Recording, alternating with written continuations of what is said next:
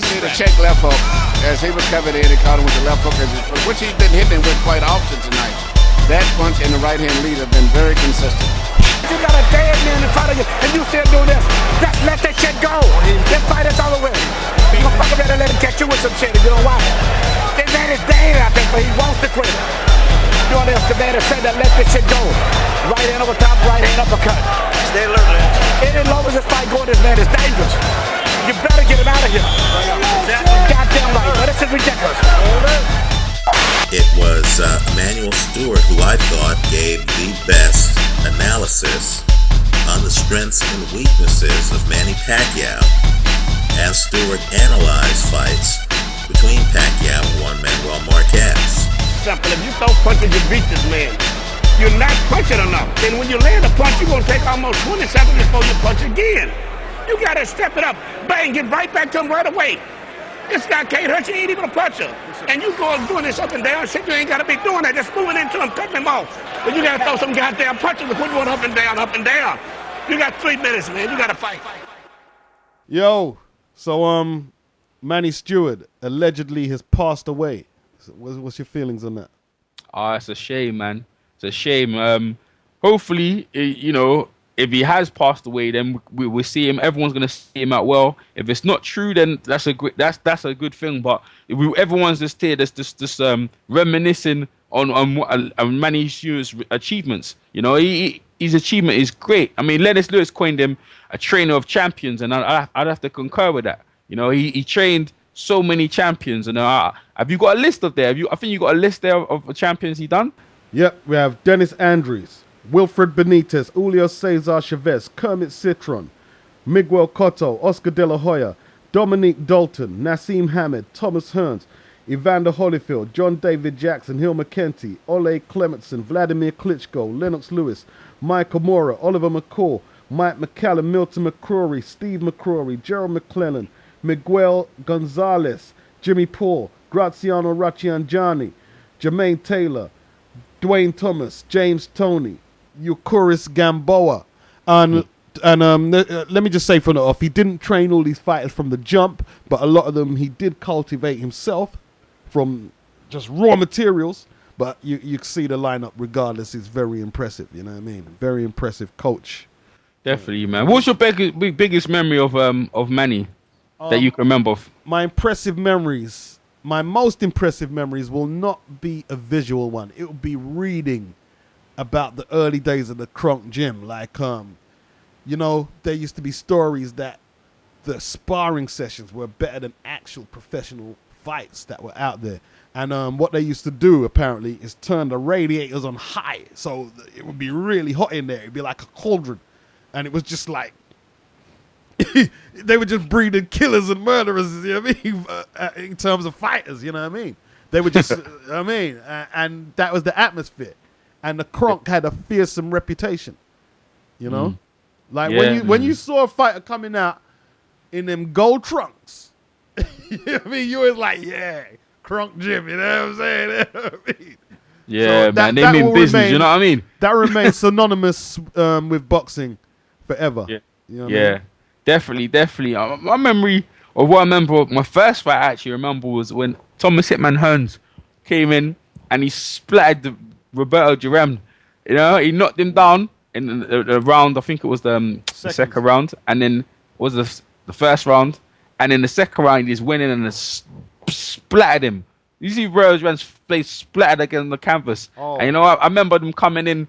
Tommy Husband, Jericho, Manny Steward in there, and I was like, rah, these guys mean business, man. I mean, Manny, he trained so his style is like no other trainer. I mean, all his fighters, he specifically makes sure, I mean, he liked tall fighters, but he made sure they use that rod. He made sure he used that jab to keep their fighters offset so they can bang in there right over the top, or either uppercut or hook to the ribs. And he used that. But my special memory of him commentary is when Floyd Mayweather went against Ricky Hatton, and he coined that phrase, the check hook. And I was like, what's that? The check hook, when Ricky Hatton done the check hook to Hitman, and he ran his head into the buckle. And Manny Steward, I was like, wow. Yeah, Lampley and them man didn't even know Guan, you know what I mean?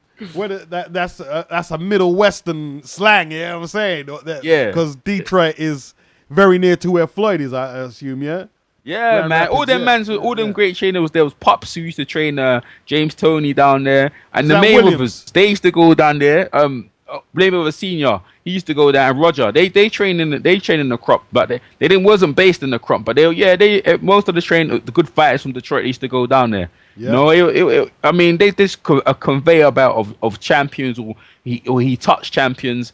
Like Manny is just a great guy, man. He was a great role model for the young up and coming black role model, a good role model for black people, for real, man. What do you think about the allegations? Because let's keep it real. I mean, I don't want to do a bubblegum tribute like what a lot of people are going to do. Like, there were times, and these are the only disparaging things I can say about him, was when he was doing commentary for HBO, and he said a few derogatory things, in my opinion, against Floyd. What do you think about that?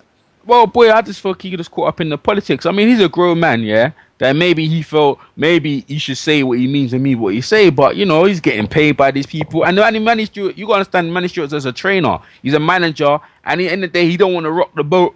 And he may have been influenced to be saying stuff that maybe he didn't really think about. Like, I'll give you an example, the Ortiz and the Mayweather fight, and Ortiz, Mayweather hit him with that shot after when the referee, Joe Cortez, wasn't ready. Yeah. And Manny Stewart said, I'm not going to say anything. I'm not even going to say anything about it. And that sums up for me. Manny, he didn't really want to say anything about certain things, but then he got influenced to. But, that's the way I saw it. Okay, fair enough. Yeah. He was very, measured, and he wasn't just reckless with his tongue. Like, when Anthony fought Chavez, he knew there was a lot, the Wayne with the gloves and, the rehydration, a lot of fuckeries that shit, and he knew more. And I could see in his eyes that was the look of a man who wanted to say more, but he knew he just had to. Because he didn't want to make himself. He's a product of his time, where men, I tell you what, men of our generation, we bitch a lot about everything. We're very emotional. We bitch about everything. But men of his generation, they just stoic. Like, okay, I take the L. I don't like it. I move on. You know what I mean? He'll take it to the proper authorities and let them sort it out. And he'll try and resolve it that way. But he's not going to come on a website and, fucking, you know what I mean? Fucking Baba Amasuli, you know what I mean? And he could have done. He had grounds to do it. Yeah, he did. That's what I'm saying. He's old school. He wasn't really, he never really got himself involved in that stuff, man. He was a man's man. And, what he said, what he meant, and what he meant, he meant. It was a stand-up. He was a stand-up guy. A real class act to get me. Brilliant trainer, man. Brilliant trainer. Yeah.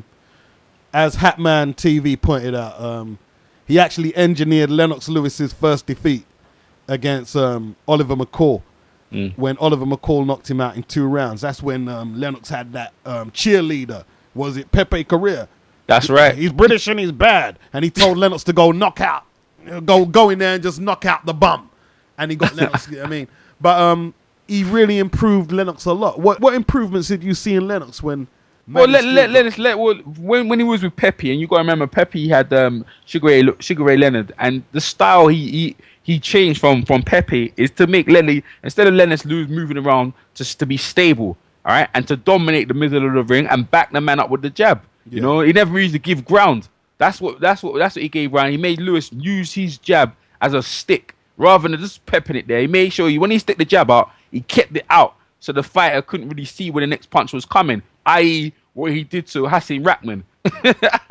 Rahman, he threw a hook. Hassan Rahman he put his guard up, couldn't see the right hand coming on the other side. And that's what Lennox Lewis done very effective with Manny Stewart in his corner. Now, he improved Lennox Lewis tremendously. Lennox Lewis coined the phrase, "Man is a trainer of champions." And I have to concur with that. The guy was just, it's all you can say, man. It's all you can say about him. He's just a great trainer. Do you notice, and I'm not sure if it's a case if Vladimir Klitschko hasn't fought anybody who can really test him like he got to.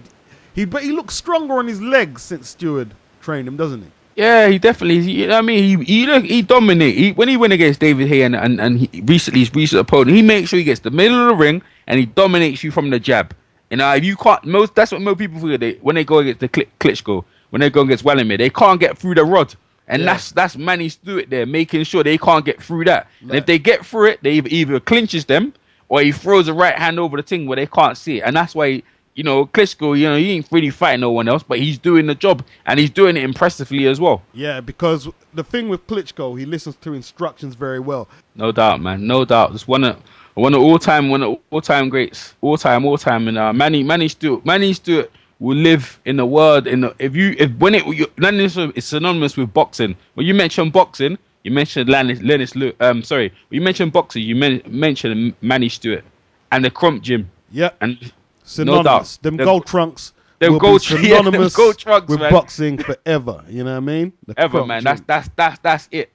That's always gonna be like that, man. Get me? In annals of boxing history, man. That forever. Yep.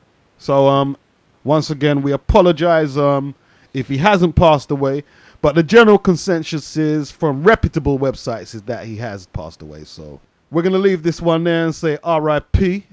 Definitely. Yeah. And, Yeah. peace R.I.P. out. Manny Steward, man. All right, no doubt. All right then, bro. You see the check left hook as he was covered in. He caught him with the left hook, which he's been hitting with quite often tonight. That punch and the right hand lead have been very consistent. You got a dead man in front of you, and you still doing this. Just let that shit go. This fight is over with. You gonna fuck around and let him catch you with some shit if you don't watch. This man is dead out there, but he wants to quit. You know the man has said that let this shit go. Right hand over top, right hand uppercut. Stay alert, man. Any long as this fight going, this man is dangerous. You better get him out of here. Goddamn right, man. This is ridiculous. It was Emanuel Steward who I thought gave the best analysis on the strengths and weaknesses of Manny Pacquiao as Steward analyzed fights between Pacquiao and Juan Manuel Marquez. Simple. If you throw punches, you beat this man. You're not punching enough. And when you land a punch, you're going to take almost 20 seconds before you punch again.